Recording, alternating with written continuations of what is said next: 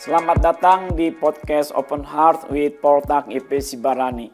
Podcast ini adalah sarana untuk menguraikan atau memperbincangkan hal-hal yang penting, yang berguna dalam hidup kita sehari-hari, yang di dalamnya terkandung nilai-nilai yang bersifat edukatif, teologis, filosofis, dan etis.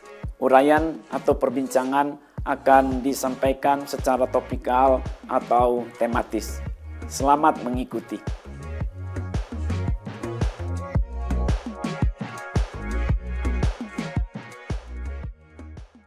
Tema yang akan saya uraikan pada edisi ini adalah memiliki kemandirian. Memiliki kemandirian. Mula-mula perlulah kita pahami lebih dahulu apa yang dimaksud dengan kemandirian.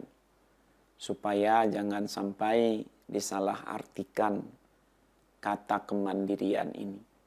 Ini satu kata yang indah, satu kata yang sangat baik, satu kata yang sangat bagus. Kemandirian. Kemandirian itu tidak anti komunitas. Kemandirian itu tidak anti kolaborasi. Kemandirian itu tidak menolak bekerja sama. Kemandirian itu tidak menolak bantuan. Kemandirian itu bukan keserakahan. Kemandirian itu juga bukan kesombongan. Kemandirian itu bagian dari kecerdasan. Kecerdasan pribadi seseorang. Kemandirian itu bagian dari keyakinan, optimisme. Kemandirian itu juga adalah bagian dari keberanian. Keberanian seseorang di dalam dirinya. Sehingga begitu baiknya kalau seseorang menunjukkan, menampilkan diri sebagai pribadi yang mandiri. Kemandirian itu ada di dalam dirinya, memiliki kemandirian. Orang yang memiliki kemandirian berarti dia tidak ketergantungan dengan pihak lain. Ya, tadi bukan tidak mau dibantu, tidak mau bekerja sama ya. Tapi dia tidak ketergantungan. Dia tahu apa yang harus dilakukan lebih dahulu. Dia tahu bagiannya. Orang yang memiliki kemandirian itu adalah orang yang siap untuk menerima, menjalankan apa adanya. Berdiri di atas kakinya sendiri. Orang yang memiliki kemandirian itu akan mensyukuri keberadaannya. Jasmaniah maupun rohaniah. Fisiknya, bakatnya, organ-organ tubuhnya, hereditasnya, nenek moyangnya, faktor-faktor turunan, warisan-warisan apapun yang diterimanya, semua karunia talentanya, dia betul-betul syukuri. Dia tidak akan suka membanding-bandingkan dirinya dengan pihak manapun. Dia tidak akan rendah diri. Tentu saja tidak juga boleh tinggi hati. Dia betul-betul orang yang apa adanya. Dia tidak suka menggerutu. Dia yakin bersama dengan Tuhan, asalkan dia itu hidup benar, hidup kudus, hidup tulus, betul-betul rajin, betul-betul bersukacita di dalam Tuhan, dia akan mengalami keberhasilan. Dia akan menjadi berkat bagi sesamanya. Jadi betapa indahnya kalau seseorang itu memiliki kemandirian di dalam dirinya. Dia tampil sebagai identitas berdasarkan entitas yang berharga. Dia sungguh-sungguh boleh diandalkan, tapi tidak menjadi sombong tadi.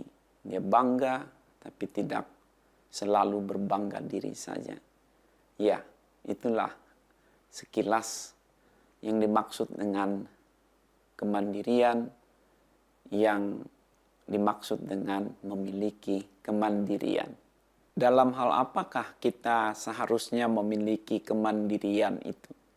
Dalam hal apa sajakah kita seharusnya bersikap mandiri?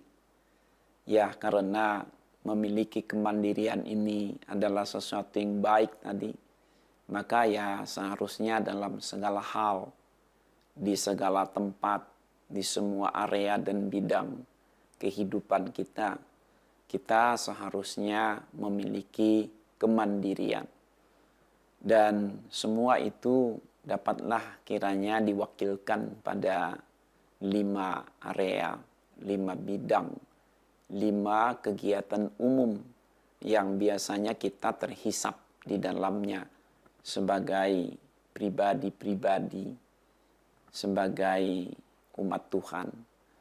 Mula-mula memiliki kemandirian dalam pekerjaan, lalu memiliki kemandirian dalam pemberian, kemudian memiliki kemandirian dalam pernikahan, lalu memiliki kemandirian dalam pengakuan, dan memiliki kemandirian dalam peribadahan, dalam pekerjaan, dalam pemberian, dalam pernikahan, dalam pengakuan, dan dalam peribadahan.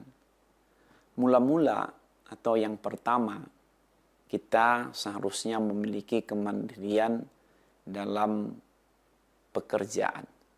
Ya, kalau kita membaca firman Tuhan dalam Alkitab, memang kan manusia itu diberikan setiap orang oleh Tuhan di dalam dirinya bakat, talenta, karunia yang sedemikian rupa berbarengan dengan kelahirannya untuk dia dapat survive selama hidup di bumi ini.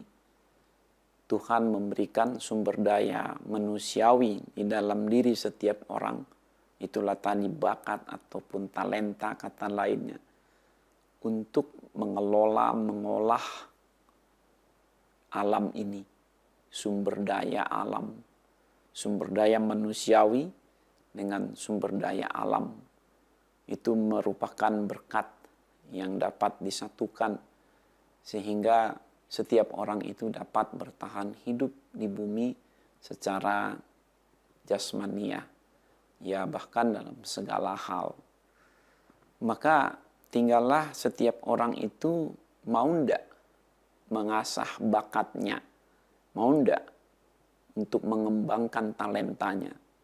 Dan itu nyata-nyata akan terlihat dalam memiliki pekerjaan sendiri. Ya awalnya boleh diajak oleh temankah atau keluarga. Tapi pada akhirnya orang yang memiliki kemandirian itu ya harus menekuni secara pribadi yang dia yakini itu adalah bagian dari Tuhan untuknya. Ya sebagai mata pencaharian kah, dalam rangka penafkahan kah, aktualisasi diri kah, mengembangkan segala kerinduan untuk terwujud lebih maju lagi.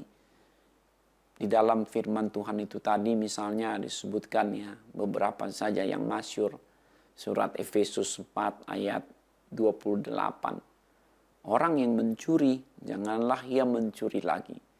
Tetapi hendaklah ia bekerja keras.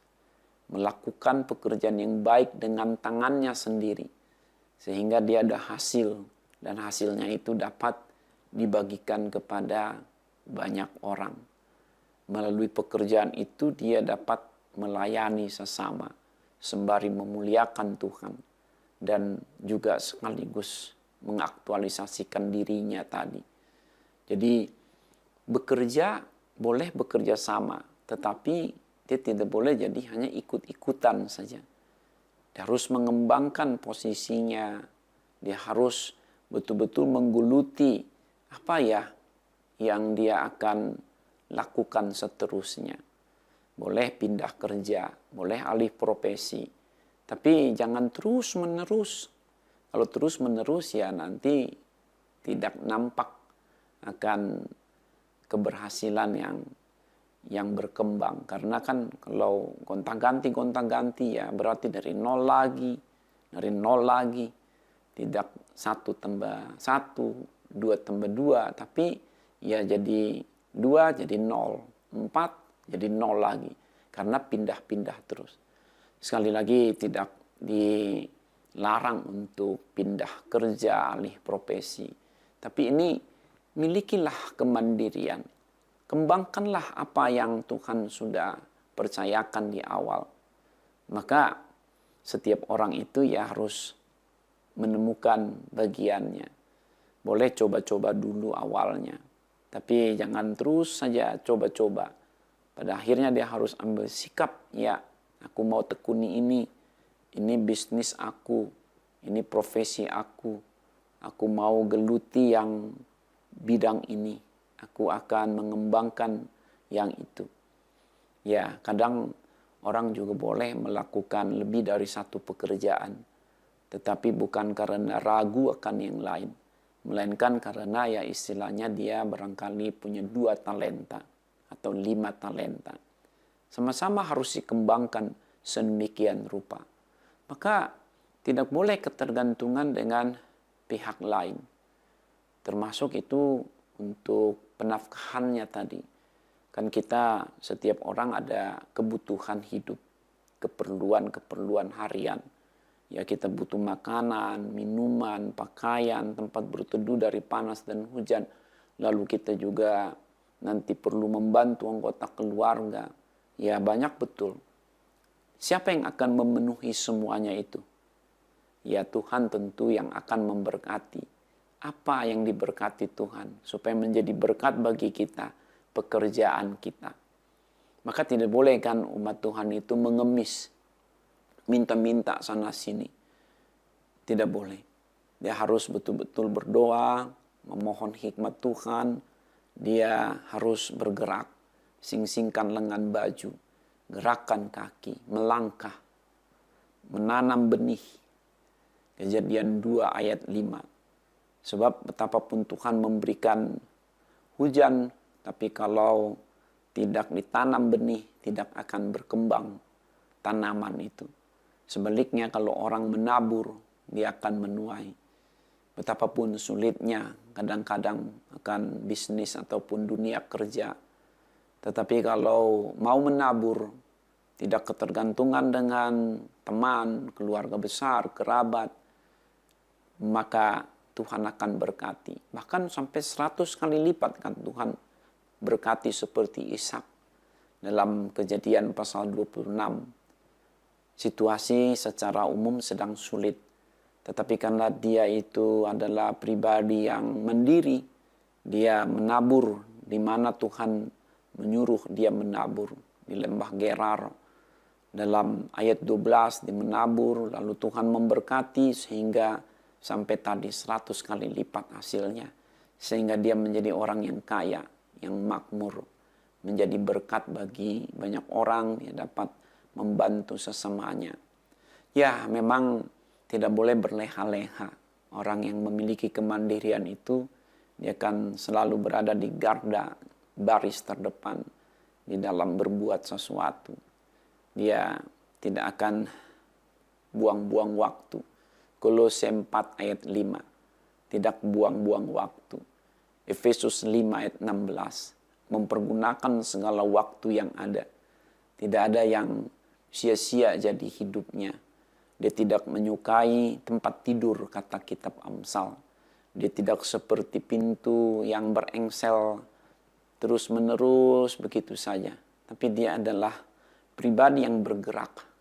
Pribadi yang movable. Dia mobile, dia ada spirit di dalam dirinya untuk berbuat, bekerja, memiliki kemandirian. Semua hari baginya adalah hari keberkatan, hari keberuntungan, hari di mana Tuhan ada berkat baginya. Termasuk hari apa?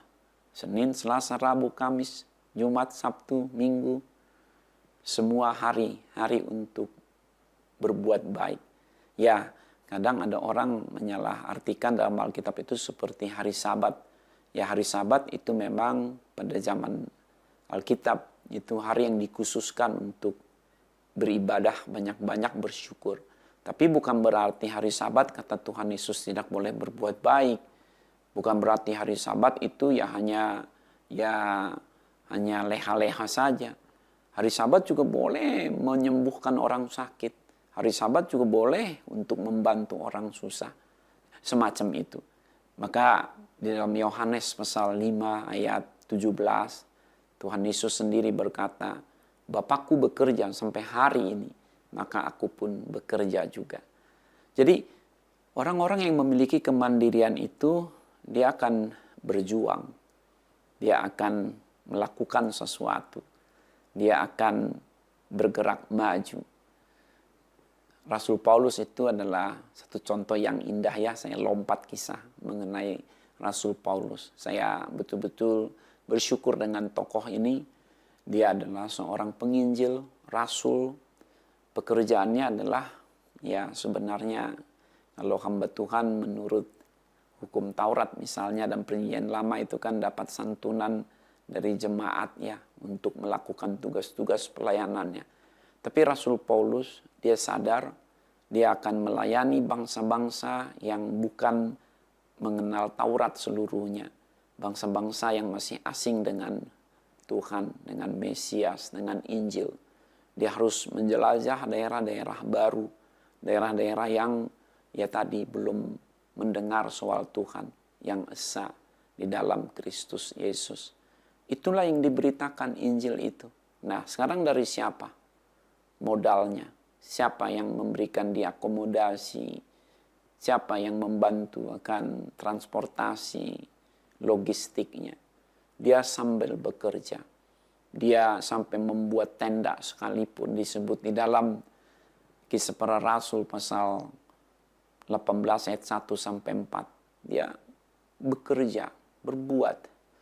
Di dalam surat 2 Tesalonika pasal 3 ayat 6, 7, 8 ia berkata apa? Kami memberi teladan kepada kalian. Kami tidak makan makanan orang dengan percuma. Walaupun kami ini para rasul penginjil, hamba-hamba Tuhan, khususnya dirinya sendiri, kami tetap melakukan tugas-tugas ekstra. Kami tidak tadi disebut apa? Tidak makan makanan orang dengan percuma. Tidak gratisan. Dia sungguh-sungguh terus ya dia bekerja. Dia melakukan pekerjaannya. Apa yang dia dapat kerjakan. Memiliki kemandirian dalam pekerjaan. Itulah Rasul Paulus. Maka atas dasar itu dia tekankan. Jangan sampai orang malas itu dialem. Harus dididik, ditegur orang malas. Didisiplinkan orang malas. Karena nanti mereka akan menjadi orang-orang susah yang menyusahkan. Tetapi kalau orang itu rajin, mengasah talentanya, tidak menguburnya, mengembangkan bakatnya, mengaktualisasikan dirinya, maka pastilah ada berkat Tuhan baginya. Jadi orang yang memiliki kemandirian itu betapa indahnya ya. Hidupnya itu berguna. Hidupnya itu memuliakan Tuhan. Ya itulah umat Tuhan kan selalu kaitannya memuliakan Tuhan. Menjadi berkat bagi sesama. Dan dirinya sendiri pun diberkati lebih dahulu. Jangan seperti orang-orang malas. Yang ambillah itu contoh yang masyhur juga ya. Tapi ini contoh negatif. Itulah anak bungsu. Anak bungsu dia hanya mau menerima warisan lah katakan dari ayahnya. Setelah didapat dia tidak gunakan untuk berbisnis kah atau berniaga atau bekerja sebagai modal untuk dikembangkan. Tapi dia hura-hura, dia foya-foya, dia habiskan semuanya. Ya terang aja dia akhirnya menjadi sangat susah. Dan memang walaupun dikatakan ya di dalam Injil Lukas pasal 15 ketika dia sudah begitu sengsara, dia coba bekerja menjadi tukang angon babi, gembala babi. Dalam ayat 16 dikatakan, dia begitu sulit dapat hasilnya. Sampai untuk makan sehari pun sudah bekerja sulit juga. Ya, karena dia tidak terlatih. Dia tidak terlatih, susah, maunya senang saja. Tidak berakit-rakit ke hulu, berenang-renang ke tepian. Maunya ya gampang, akhirnya ketika keadaan susah, dia terlebih dahulu mengalami susah itu.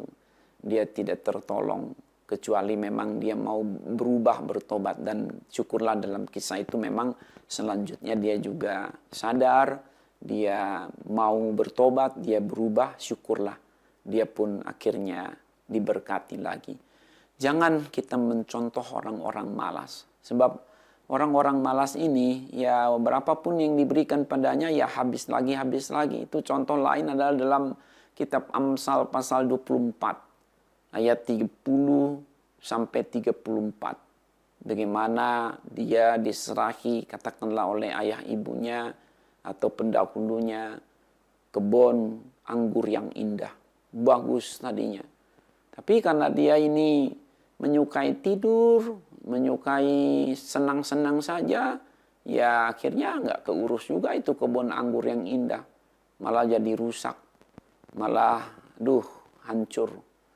Itulah orang malas, tidak ada produktivitasnya. Karena dia tidak memiliki kemandirian di dalam dirinya. Tapi kalau kita memiliki kemandirian di dalam diri kita, wow, kita akan suka bekerja sambil berdoa. Berdoa dan bekerja. Ora et labora. Bukan hanya berdoa, tapi juga bekerja memang. Bukan hanya bekerja, tapi juga berdoa memang. Ora et labora. Berdoa dan bekerja. Sama seperti doa yang masyhur sekali dari Nabi Musa. Dalam kitab Mazmur pasal 90 ya. Setelah dalam ayat 1 dan 2 dia berkata begitu indahnya, ya Tuhan Allah, Engkaulah tempat perteduhan kami turun-temurun. Kami berasal darimu, Engkau yang mengadakan kami. Dalam ayat 3 dikatakan, kami juga akan kembali sesuai dengan panggilanmu. Ketika Engkau berkata, kembalilah hai anak-anak manusia, kami akan kembali. Hidup kami 70, 80 tahun dikatakan beliau dalam ayat 10. Dan penuh dengan kesusahan. Tapi kami tidak boleh mengeluh karena kami belajar untuk bersyukur. Dan kami akan bekerja. Maka ayat terakhir dalam Mazmur 90 yang indah sebagai bagian doa Nabi Musa, dia katakan apa? Ya Tuhan, teguhkanlah perbuatan tangan kami. Ya, perbuatan tangan kami, teguhkanlah itu. Ya, ini adalah sekelumit saja soal ajaran firman Tuhan yang dapat kita renungkan, kembangkan. Dari itu kita kiranya terdorong untuk mengingat, ya, kami memiliki sesuatu yang telah ditanamkan Tuhan lebih dahulu. Dan Tuhan akan membantu kami untuk mengembangkannya. Asal kami mau, asal kami memiliki kemandirian. Mulai dari kemandirian untuk bekerja. Dalam hal apakah kita seharusnya memiliki kemandirian itu? Yang kedua adalah dalam pemberian. Dalam pemberian. Ketika kita memberi, ketika kita berbagi, memberi, berbagi kepada sesama kita sesuatu yang kita salurkan, materikah atau moral atau non material, itu kan adalah keseharian hidup kita. Kita sudah menerima, kita berterima kasih, dan kita juga kiranya mau memberi, berbagi, karena kita sudah mendapat terlebih dari Tuhan, juga dari sesama kita tadi. Layaklah kita juga berbagi, memberi. Dan ketika kita berbagi, memberi, menyalurkan berkat, biarlah tanpa pamrih. Jangan suka diingat-ingat, aku sudah sekian nih memberi kepada dia. Aku sudah banyak nih menyalurkan kepada mereka. Yang itu kan aku yang kasih. Yang itu kan aku yang sumbang. Yang itu kan adalah aku yang kirim. itu berarti sudah dia mau pamer. Dia tidak melakukannya dengan ketulusan, dengan sukacita dalam Tuhan. Kalau orang memiliki kemandirian dalam pemberian, ya memang itu diyakini sebagai kesempatan dari Tuhan. Dia hanya katakanlah sebagai penyalur berkat saja. Tapi sumbernya adalah sorga. Sumbernya adalah Tuhan Allah yang membukakan berkat baginya, memberi kesempatan padanya tadi untuk menyalurkannya. Ya, maka Tuhan Yesus berkata, kalau memberi, melakukan sesuatu pada sesama itu, janganlah kita seperti dikatakan, apa yang diberikan tangan kanan, janganlah dilihat oleh tangan kiri. Atau sebaliknya. Itu bicara soal tanpa pamrih tadi.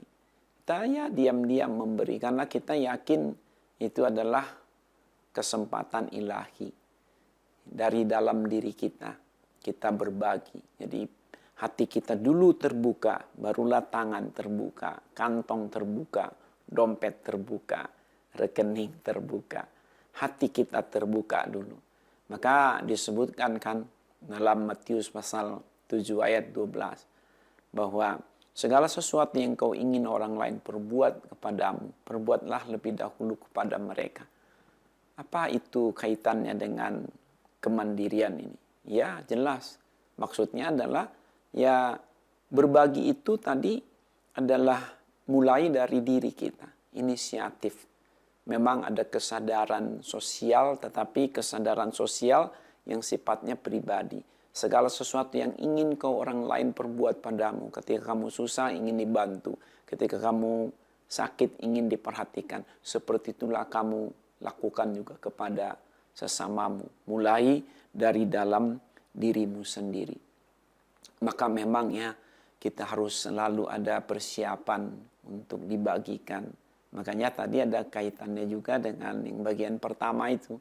Bekerja supaya ada hasil. Lalu dibagi untuk sesama. Karena ya omong kosong juga kan. Kalau kita ini selalu katanya ada niat mau berbagi. Tapi kita tidak menyediakan apa yang akan kita bagi. Karena malas tadi. Ya itu kan omong kosong. Ya kalau memang kita ada niat untuk berbagi kemudian. Ya kumpulkanlah dahulu. Carilah berkat Tuhan yang ada di mana sesuai dengan hikmatnya. Itulah yang akan kita bagi. Maka tidak boleh malas. Dan kalau kita berbagi dikatakan biarlah dengan kemurahan hati. Berbahagialah orang yang murah hatinya. Karena mereka akan mendapatkan kemurahan. Matius pasal 5 ayat 7. Juga dalam surat 2 Korintus pasal 9 ayat 7 juga. Kalau kita memberi biarlah jangan dengan duka cita. Tapi dengan sukacita. Dengan setulus-tulus hati kita. Dan tadi itu kuncinya, intinya tidak suka pamer. Tidak pamrih. Tidak ingin diingat-ingat. Tapi memang memberi karena mandiri. Karena suka memberi. Itu adalah satu ya namanya penjabaran sederhana saja dari bagian yang kedua ini. Memiliki kemandirian juga adalah dalam pemberian. Kita juga memiliki kemandirian dalam pernikahan. Dalam pernikahan. Maksudnya adalah kalau kita ini menikah, biarlah yang kita nikahi adalah orang yang ditentukan Tuhan bagi kita secara pribadi. Maka betul-betul kita harus yakin bahwa itulah jodoh kita. Itulah pasangan hidup kita untuk menjalani kehidupan selanjutnya. Sampai disebutkan oleh firman Tuhan, maut yang memisahkan. Maka untuk menikah mestilah ada persiapan-persiapan yang gradual, progresif. Lebih khusus soal perjodohan itu tadi. Ya, jodoh kita adalah yang kita nikahi di hadapan Tuhan. Dan yang kita nikahi itu haruslah yang kita sungguh-sungguh kenal. saling mengenal. Biarlah ada waktu lebih dahulu untuk berteman, pacaran yang benar juga tentunya. Jangan ujuk-ujuk tiba-tiba menikah, tidak saling mengenal. Akhirnya nanti kita akan salah langkah. Tidak lama pernikahannya, putus di tengah jalan, tidak langgeng. Tapi kalau kita ini gradual progresif, kita berkenalan dulu tadi, berpacaran dulu, kemudian kita saling memahami lebih lanjut, lalu kita berdoa terus-menerus, melihat juga kesesuaian di antara kedua keluarga. Ada restu orang tua, dukungan kerabat, betapa indahnya. Mandiri. Pada akhirnya kita harus meninggalkan rumah ayah ibu kita. Tidak boleh kita di rumah ayah ibu terus dalam pengertian ketergantungan pada orang tua. Lagi pula kan orang tua kita makin hari makin juga melemah. Ada decliningnya.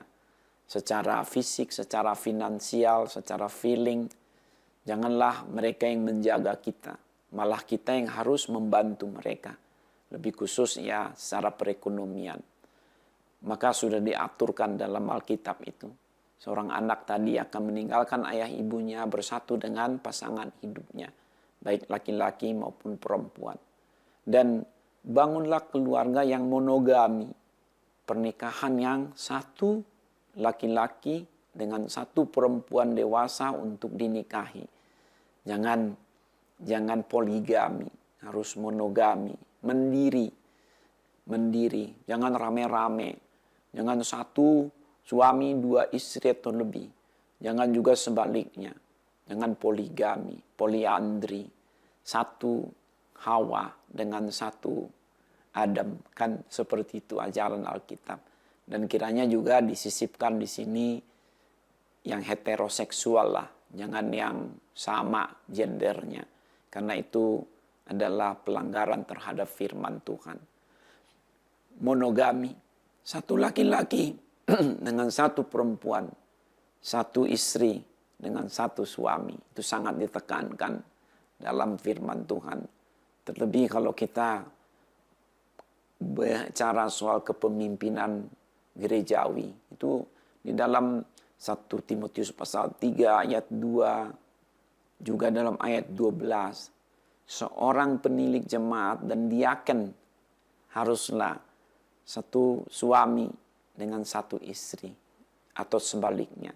Juga sebagai seorang penetua dalam surat Titus pasal 1 ayat 5 haruslah memang satu pasangan monogami di dalam Tuhan.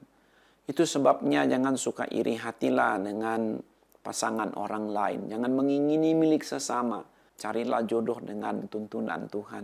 Pasti Tuhan akan tunjukkan. Karena setiap orang ada bagiannya sendiri.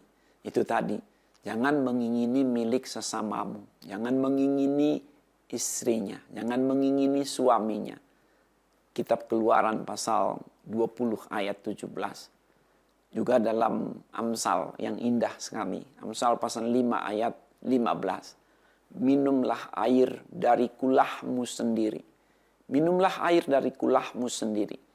Walaupun ini Amsal dapat dibuat untuk banyak hal, direlevansikan untuk banyak hal. Minumlah air dari kulahmu sendiri. Namun sebenarnya memang itu latar belakangnya adalah soal perjodohan, pernikahan, perkawinan. Jangan suka menikahi, mengawini yang bukan suami atau istrimu. Jangan yang bukan jodohmu dari Tuhan. Minumlah air dari kulahmu sendiri. Jadi haruslah mandiri di dalam pernikahan. Juga jangan setelah menikah nebeng-nebeng, numpang-numpang, gratisan. Jangan. Maka seorang suami juga istri kerjasamalah secara finansial dalam perekonomian. Jadilah istri yang semangatlah. Juga membantu suaminya dalam perekonomian. Satu contoh yang indah disebutkan dalam kitab Amsal pasal 31 ayat 10 sampai 31. istri yang cakap, siapakah yang mendapatkannya? Dia lebih berharga daripada permata. Ternyata yang cakap yang dimaksud di situ bukan penampilan fisik belaka, tetapi juga cantik di dalamnya. Cantik juga dalam pekerjaannya, cantik dalam tutur katanya, cantik di dalam perlakuan terhadap suaminya. Dia rajin bekerja, membereskan rumah tangganya. Itu adalah seorang istri nyonya yang sungguh-sungguh menjadi berkat bagi suaminya. Dan tentu apalagi jadi suami ya. Suami tidak boleh lebih malas dari istrinya. Harus lebih rajinlah dari istrinya. Dua-dualah bekerja sama. Mandiri dalam pernikahan. Jangan nanti punya keturunan atau anak begitu ya. Cari sponsor untuk anaknya. Bahkan untuk minum makan sehari-hari pun cari sponsor. Itu tidak layak menikah berarti. Jadi biarlah kita betul-betul memiliki kemandirian dalam pernikahan. Juga kalau ada susah, ada masalah, jangan apa-apa ngadu pada orang lain. Jangan apa-apa cari curhat kepada teman. Jangan. Kita mandiri dalam pernikahan, juga menghadapi persoalan keluarga kita hanya dengan Tuhan. Kita mengadu, berseru, berdoa, minta hikmat dari Tuhan untuk menyelesaikannya. Itu juga adalah mandiri dalam pernikahan. Ketika ada persoalan dalam keluarga, kita tidak ambur-ambur ceritakan kepada yang lain. Tapi kita betul-betul menghadapinya dengan tenang, maka pernikahan kita akan langgeng. Karena toh memang tidak ada pernikahan yang tidak ada masalah. Masalah ekonomi, masalah keuangan, masalah apa. Juga masalah karakter suami, istri, anak, orang tua, dengan saudara, itu kan selalu akan ada masalah. Tetapi orang yang memiliki kemandirian dalam pernikahan, dia akan tetap tenang menyelesaikannya di hadapan Tuhan. Dia tidak akan selalu minta bantuan pada pihak lain. Setelah kita memiliki kemandirian dalam pekerjaan, dalam pemberian, dan dalam pernikahan, maka kita juga seharusnya memiliki kemandirian dalam pengakuan. Dalam pengakuan.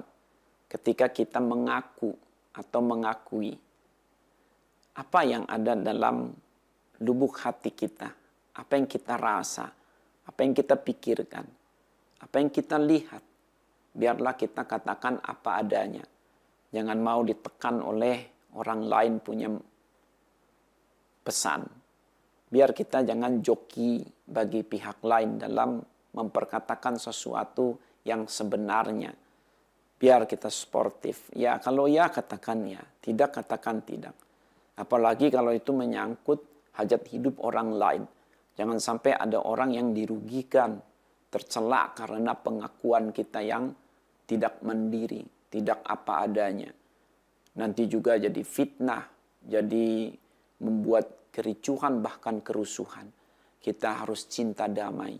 Melalui pengakuan kita, biarlah ada kebenaran yang diutarakan bersama dengan hikmat dari Tuhan.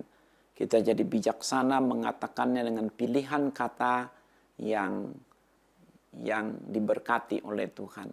Saya percaya kita dapat dipakai Tuhan untuk mengatakan kebenaran dengan cara-cara yang elok. Seperti dipesankan dalam surat Yakobus pasal 3 ayat 13 sampai 18. Bahwa orang yang bijaksana itu akan memperkatakan sesuatu yang baik dengan sikap yang juga baik. Karena dia ada kasih di dalam dirinya. Sehingga dia berkomunikasi yang humanis, yang manusiawi. Jadi betapa penting ya kita ini memiliki kemandirian dalam pengakuan. Supaya apa adanya yang kita tadi rasa, pikirkan, lihat, itulah yang kita katakan. Apalagi kalau kita menjadi seorang saksi, saksi mata. Janganlah ditambah kurang. Katakan apa adanya saja. Juga kalau kita bersalah, biarlah kita mau mengaku apa adanya. Memang ya tidak enak untuk mengakui kesalahan di awal, tapi akhirnya enak di akhirnya. Sebaliknya kalau kita ini tutup-tutupi terus kesalahan kita, akhirnya dia menjadi bau busuk yang begitu rupa. Nanti kita sendiri jadi tambah susah karenanya. Jadi biarlah kita memiliki kemandirian dalam pengakuan. Katakan ya kalau ya, katakan tidak kalau tidak. Selebihnya itu dari si jahat. Matius pasal 12 ayat 36, 37. Juga Matius pasal 5 ayat yang ke-37. Itu adalah pesan dari Tuhan mengenai berkata-kata apa adanya. Lihat dah tokoh-tokoh dalam Alkitab itu. Ketika mereka mau mengakui salah mereka, Tuhan akhirnya pulihkan. Itulah Daud. Dalam kitab 2 Samuel pasal 12 ayat 13. Itulah Yunus dalam kitab Yunus pasal 1 ayat 1 sampai dengan 7. Tapi lihatlah juga kalau ada orang tidak mau mengakui akan kesalahannya atau dia malah mengkambing hitamkan orang lain. Jadi tambah rusuh. Taman Eden ya rusuh karena itu kan. Karena Adam tidak mau memberikan pengakuan yang mandiri secara jujur dari dirinya sendiri. Itulah yang harus kita pahami di dalam memiliki kemandirian ini. Tampak ya sederhana dan juga perlu ditambah lagi didetailisasi mengenai sub ini. Tetapi cukuplah paling tidak kita diingatkan 1-2 contoh kecil. Betapa kita seharusnya menjadi umat Tuhan pribadi-pribadi yang memiliki kemandirian juga dalam pengakuan. Berikutnya kita memiliki kemandirian dalam peribadahan. Dalam peribadahan. Peribadahan itu ya biasanya meliputi pujian penyembahan kepada Tuhan, berdoa kepada Tuhan, mengaku dosa di hadapan Tuhan, memohonkan sesuatu di hadapan Tuhan, merenungkan firman-Nya dalam Alkitab, juga mengadakan perenungan-perenungan akan kasih-Nya secara kontemplatif. Biarlah kita melakukannya memang dari dasar diri kita. Kalaupun kita mengadakannya bersama-sama dengan teman ataupun jemaah, biarlah kita tidak hanya ikut-ikutan. Boleh bersama, tapi tetap mandiri. Kita melakukannya dengan kesadaran penuh. Kita memang karena mau. Walaupun rutin, tapi bukan jadi rutinitas semata. Begitulah kita memiliki kemandirian dalam peribadahan. Maka walaupun tidak ada orang yang beribadah, ya kita tetap beribadah. Walaupun tidak ada orang mau memuji Tuhan, kita tetap memuji Tuhan. Walaupun keadaan susah, kita tetap beribadah kepada Tuhan. Itu menunjukkan kita memiliki kemandirian dalam peribadahan. Saya jadi teringat dengan beberapa nats Alkitab yang indah-indah perihal berkaitan mengenai hal ini. Ingatlah seperti Daud berkata ya pemazmur dalam Mazmur 103 ayat 1 dan 2 khususnya. Wow. Ya. Pujilah Tuhan hai jiwaku. Pujilah Tuhan hai segenap batinku. Janganlah lupakan kebaikannya. Jadi Daud itu betul-betul ya mandiri datang kepada Tuhan. Dia dikatakan dalam Mazmur juga pasal 57 ayat 8 dan 9. Pagi-pagi betul dia sudah membangunkan fajar, mengambil alat musiknya dan mungkin saja itu kecapi ya. Dia membangunkan fajar memuji menyembah kepada Tuhan. Itu adalah orang-orang yang mandiri dalam peribadahan. Apapun yang terjadi dia punya jadwal secara pribadi beribadah pada Tuhan. Lalu Daniel itu contoh lain yang indah juga. Di dalam kitab Daniel pasal 6 ayat 10, 11, 12 khususnya. Dia dikatakan 3 kali sehari dia berdoa kepada Tuhan Allah. Dan karena waktu itu dia ada dalam pembuangan di Babel atau daerah Persia. Itu dia semacam kiblat lah istilahnya. Memandang ke arah Yerusalem. Itu adalah contoh bagaimana orang itu memiliki kemandirian dalam peribadahan. Kristus sendiri waktu datang dalam dunia ini dalam rangka menyelamatkan kita umatnya dari dosa-dosa kita. Sebelumnya kan beliau mengadakan pelayanan hari-hari. Dalam pelayanannya itu ya bangun pagi-pagi misalnya dalam Injil Markus pasal 1 ayat 35. Pagi-pagi benar waktu hari masih gelap, Kristus bangun, dia berdoa. Dia kadang berdoa semalaman. Dia berdoa siang hari, sore hari. Maka sampai para rasul, juga murid-murid yang lain, akhirnya belajar seperti Kristus, beribadah secara pribadi.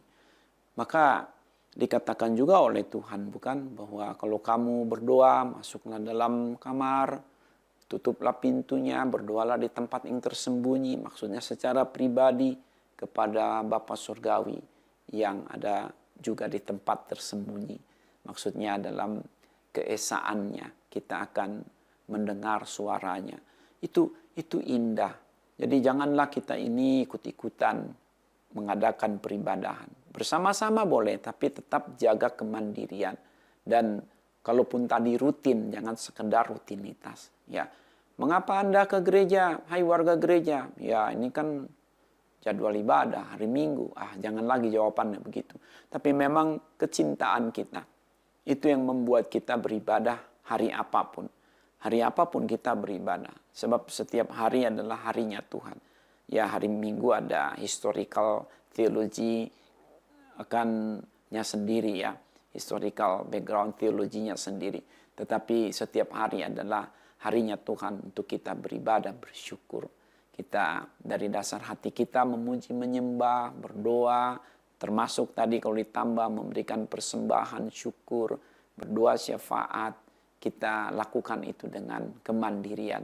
Ya, itulah sepintas kira-kira contoh saja mengenai orang atau pribadi yang memiliki kemandirian dalam peribadahan. Demikianlah uraian yang dapat saya sampaikan berkenaan dengan tema pada edisi ini, yakni memiliki kemandirian. Kita seharusnya memiliki kemandirian dalam segala bidang hidup kita yang diwakilkan pada paling tidak 5 kegiatan umum, yakni dalam pekerjaan, dalam pemberian, dalam pernikahan, dalam pengakuan, dan dalam peribadahan. Jika Anda tergerak hati untuk mendukung kelancaran podcast ini, silahkan Anda dapat salurkan ke nomor lembaga pelayanan kami yang tertera pada deskripsi atau keterangan pada podcast ini. Silahkan Anda klik sendiri ya di deskripsi atau keterangan podcast ini, nomor lembaga pelayanan kami. Dan kalau Anda juga ingin bekerja sama dengan kami, apakah untuk memperbincangkan satu topik atau tema tertentu yang Anda anggap baik dan Anda usulkan, untuk sama-sama kita perbincangkan di meja podcast ini. Dan apabila Anda ingin memperkenalkan satu produk tertentu melalui ruang podcast ini, silahkan hubungi kami melalui nomor kontak dan alamat email yang juga tertera pada deskripsi atau keterangan pada podcast ini. Terima kasih.